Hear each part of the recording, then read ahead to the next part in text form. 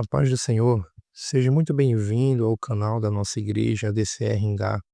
Aqui você acompanha de forma clara e objetiva o resumo das lições da Escola Bíblica Dominical para fortalecer o seu aprendizado na Palavra de Deus. Neste primeiro trimestre de 2026, estudaremos a revista O Cativeiro Babilônico, 70 anos de exílio, fé e esperança. E para refletir sobre esse tema, iremos resumir a lição de número 1, quando Judá se afastou de Yahvé. O texto bíblico base está em 2 Crônicas, capítulo 36, dos versículos 15 ao 17. A palavra nos mostra que Deus, por amor ao seu povo, enviou repetidas vezes seus profetas para adverti-los. No entanto, Judá desprezou essas mensagens, rejeitou a correção divina e persistiu no pecado. Como resultado, o Senhor permitiu que Jerusalém fosse entregue nas mãos dos caldeus. O cativeiro babilônico foi um dos eventos mais marcantes da história do Reino do Sul.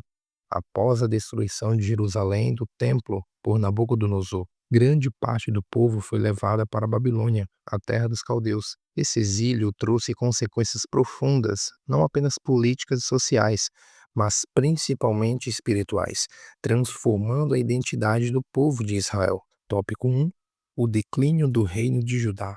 Judá entrou em um processo gradual de decadência ao trocar a confiança em Yahvé por alianças políticas com nações estrangeiras. Durante o período pré-exílico, o reino tornou-se vassalo de grandes impérios, primeiro da Assíria e depois da Babilônia, o que enfraqueceu sua autonomia política e espiritual. Reis como Acais e principalmente Manassés contribuíram para esse declínio ao promoverem a idolatria e permitirem práticas pagãs até mesmo no Templo de Jerusalém. Mesmo havendo tentativas posteriores de reforma, o dano espiritual já estava profundamente enraizado no povo e na liderança. Nos últimos anos do reino, Judá insistiu em rebeliões mal planejadas contra a Babilônia, buscando apoio do Egito em vez de ouvir as advertências dos profetas. Essa postura culminou no cerco de Jerusalém por Nabucodonosor, resultando na destruição da cidade, do templo e no exílio do povo, conforme o juízo anunciado por Deus.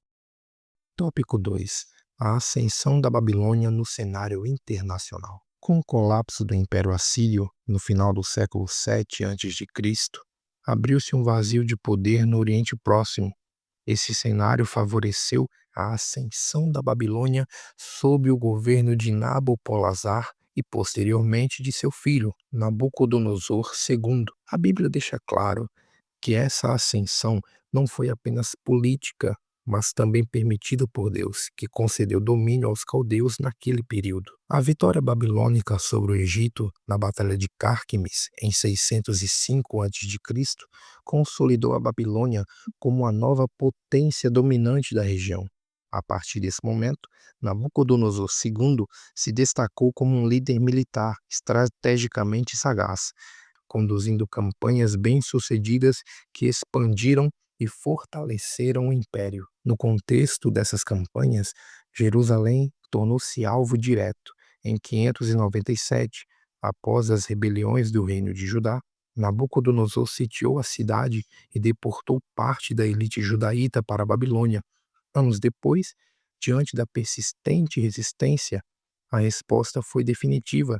Em 586 a.C., Jerusalém e o templo foram totalmente destruídas. Além do aspecto militar, Judá possuía grande valor estratégico e econômico.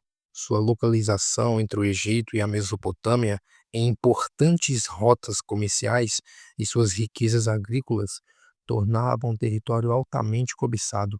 Controlar Judá significava dominar um corredor vital do Oriente Próximo e enfraquecer a influência egípcia na região, algo central na estratégia imperial babilônica.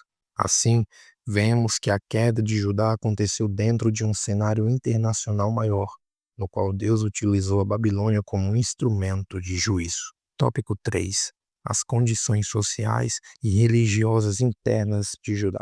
Antes do exílio, Judá vivia uma grande crise interna, marcada por desigualdade social, injustiça e corrupção religiosa. A elite, acumulava terras e poder, enquanto os mais pobres eram explorados, quebrando os princípios da lei. Essa realidade foi duramente denunciada por profetas como Isaías e Jeremias, que alertaram que o pecado social também era pecado contra Yahvé. Além disso, o reino estava dividido politicamente. Havia facções que defendiam alianças com o Egito e outras que pregavam submissão à Babilônia. Essa divisão enfraqueceu Judá, aumentou a instabilidade governamental e levou a decisões desastrosas. Mesmo após a derrota do Egito em Carquemis, líderes continuaram insistindo em estratégias humanas, rejeitando a orientação divina anunciada pelos profetas. Nesse contexto, os profetas de Yahvé tiveram um papel central.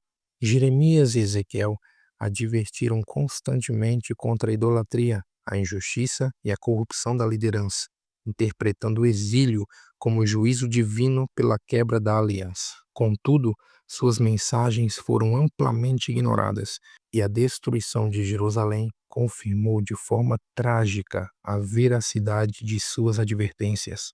O cativeiro babilônico não foi resultado de um único fator, mas da combinação de decadência espiritual, injustiça social, decisões políticas equivocadas e rejeição persistente à palavra de Deus. Mesmo assim, o exílio não representou apenas punição. Em meu juízo, Yahvé preservou seu povo e usou a crise como um chamado ao arrependimento, promovendo renovação de fé e da identidade de Israel como povo da aliança. Que essa lição nos lembre que o afastamento de Yahvé sempre traz consequências, mas o arrependimento sincero ainda é o caminho para a restauração. A história de Judá nos ensina que rejeitar a palavra de Deus enfraquece uma nação, mas obedecê-la sustenta o povo. Deus abençoe a sua vida e até a próxima lição.